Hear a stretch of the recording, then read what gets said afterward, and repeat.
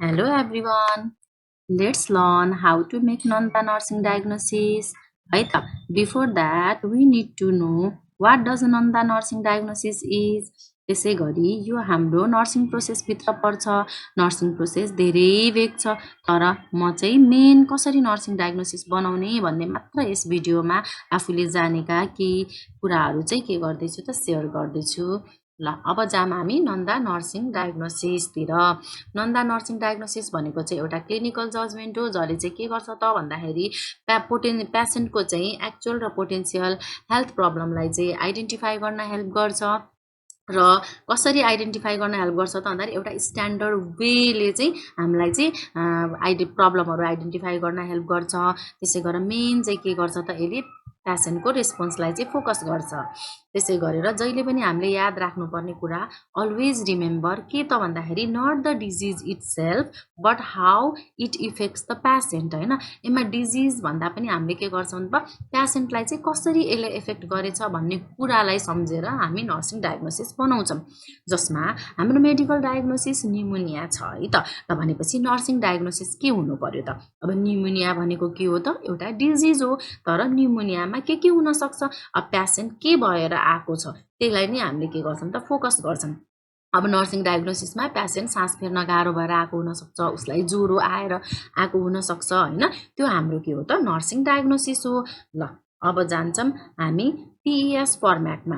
PES format भनेको के हो त भन्दाखेरि यो चाहिँ हामीले नन्दा नर्सिङ डायग्नोसिस कसरी बनाउने भन्ने चाहिँ PES फर्मेटबाट चाहिँ इजी वेले चाहिँ बनाउन सक्छौँ। जसमा P भनेको प्रब्लम पेसेन्टको, त्यसै गरेर इटियोलोजी भनेको कज अफ द प्रब्लम, जसलाई चाहिँ हामीले रिलेटेड टु भनेर चाहिँ लेख्छौँ। त्यसै गरेर सिम्पटम्स भनेको चाहिँ इभिडेन्स, जसमा चाहिँ साइन एन्ड सिम्पटम्सहरू कसरी थाहा पायौँ त हामीले इभिडेन्स के हो त भन्ने कुरा चाहिँ एज इभिडेन्स बाई गरेर चाहिँ हामी लेख्ने गर्छौँ। जस्तै फर इक्जाम्पल मैले दुईवटा इक्जाम्पल राखेको छु, जसमा चाहिँ हाम्रो impaired gas exchange related to alveolar inflammation and fluid accumulation in the lungs भनेको छ।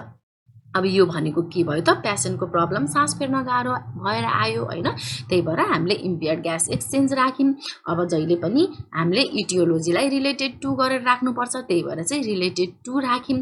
र अब इम्पेयर्ड ग्यास एक्सचेन्ज भयो भन्ने कुरा कसरी थाहा भयो त भन्दाखेरि चाहिँ के कारणले भयो त इम्पेयर्ड ग्यास एक्सचेन्ज भन्दाखेरि चाहिँ अब यो चाहिँ हाम्रो के भयो त लङ्समा चाहिँ हाम्रो फ्लुइड एकुमुलेसन भएर अथवा हाम्रो एल्भियोलाईहरू चाहिँ इन्फ्लाम भएर चाहिँ भयो। अब हामीले यो कुरा कसरी थाहा पायौँ त भन्दाखेरि एज इभिडेन्समा चाहिँ अब हामीले अक्सिजन स्याचुरेसन लिने बेलामा लो आयो होला, अथवा चाहिँ हाम्रो के हुनसक्छ त अस्कल्टेसन गर्दाखेरि क्र्याकल साउन्डहरू सुनिने गर्छ, लो अक्सिजन स्याचुरेसनहरू देखाउने गर्छ।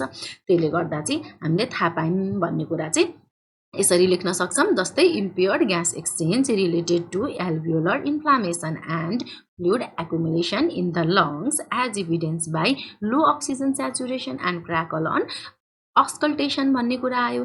त्यसपछि मैले अर्को पनि बनाएको छु, जसमा चाहिँ हाम्रो हाइपरथर्मिया। अब हाइपरथर्मिया के कारणले भयो त, रिलेटेड टु चाहिँ लङ इन्फ्लामेसन भएर हाइपरथर्मिया हुने गर्छ। इभिडेन्स चाहिँ कसरी थाहा हुन्छ त हामीलाई भन्दाखेरि बडी टेम्परेचर लिएर थाहा हुन्छ हामीलाई, जुन चाहिँ कति थियो त 101 डिग्री फरेनहाइट थियो। भनेपछि यसरी नै हामीले के गर्न सक्छौँ त भन्दाखेरि सिम्पल वेले PES फर्मेटमा प्रब्लम, पेसेन्टको problem, cause of the problem र इभिडेन्सलाई प्लस गरेर, जस्तै इटियोलोजीमा रिलेटेड टु राखेर, सिम्पटम्समा चाहिँ हामीले एज इभिडेन्स बाई राखेर सिम्पल वेले चाहिँ गराउन सक्छौँ। यो चाहिँ मैले आफूले जानेको कुरा चाहिँ सेयर गरेको। कस्तो लाग्यो हजुरलाई मेरो भिडियो? अब चाहिँ हजुरले के गर्न सक्नुहुन्छ त भन्दाखेरि सिम्पल फर्स्टमा चाहिँ हामीले कहिले पनि कम्प्लेक्समा जानु हुँदैन, सिम्पल टु कम्प्लेक्स जाने हो। त्यही भएर सिम्पल हामी सकेसम्म त हामीले सिस्टम वाइज सिम्पल यसमा के हुनसक्छ भनेर त्यसरी पेसेन्टको प्रब्लमहरूलाई आइडेन्टिफाई गरेर चाहिँ हामीले बनाउन सिकौँ। त्यसपछि चाहिँ हामीलाई नर्सिङ डायग्नोसिस बनाउन कुनै पनि गाह्रो हुँदैन है त। ल, थ्याङ्क यू।